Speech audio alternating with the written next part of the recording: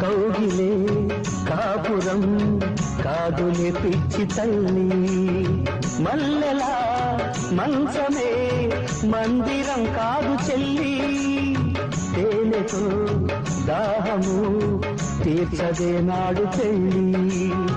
త్యాగమే ఊపిరై ఆడదయ్యేను తల్లి, కామానికి దాసోహం కారాదే సంసారం, కాచుకో భర్తనే కంటి పాపాయిగా, నేర్చుకో ప్రేమనే సంటి పాపాయిగా,